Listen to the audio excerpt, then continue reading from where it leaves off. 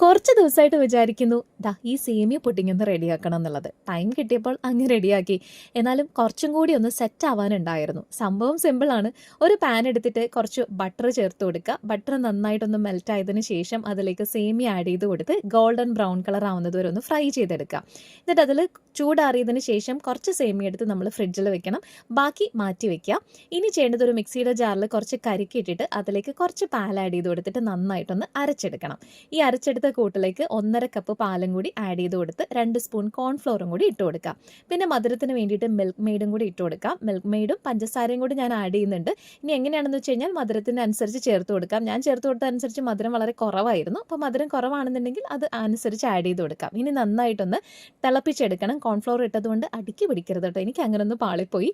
അതിനുശേഷം നന്നായിട്ടൊന്ന് ഇളക്കി കൊടുത്താൽ മതി. അത് കഴിഞ്ഞിട്ട് നന്നായിട്ട് കുറുകി വരുമ്പോഴേക്കും കുറച്ച് വാനില എസൻസും കൂടി ചേർത്ത് കൊടുത്തതിന് ശേഷം ഇതൊന്ന് തണുത്ത് കഴിഞ്ഞിട്ട് നമ്മൾ ഫ്രിഡ്ജിൽ വെച്ചിരിക്കുന്ന സേമിയ എടുത്തിട്ട് അതിൻ്റെ പുറത്തേക്ക് ഈ ഒരു പാലിൻ്റെ മിക്സ് ഒഴിച്ചു കൊടുക്കാം. പിന്നെ മാറ്റി വെച്ചിരിക്കുന്ന സേമിയ ഉണ്ടല്ലോ, അതും കൂടി ഇതിൻ്റെ പുറത്തേക്ക് ഇട്ട് കൊടുക്കുക. സേമിയ കുറവായിരുന്നു, എനിക്ക് കുറച്ചും കൂടി ഇട്ടാൽ അത് ഫില്ലായിട്ടിരിക്കും. എന്നിട്ട് നമ്മൾ ഫ്രിഡ്ജിൽ വെച്ചൊന്ന് തണുപ്പിച്ചെടുത്താൽ മതി. സംഭവം സൂപ്പറാണ്. പക്ഷേ കുറച്ചും കൂടി നമ്മൾ ഫ്രിഡ്ജിൽ സെറ്റ് ആക്കാനുണ്ട്. പുഡിംഗ് ആണ്, ട്രൈ ചെയ്ത് നോക്കിക്കോളൂ.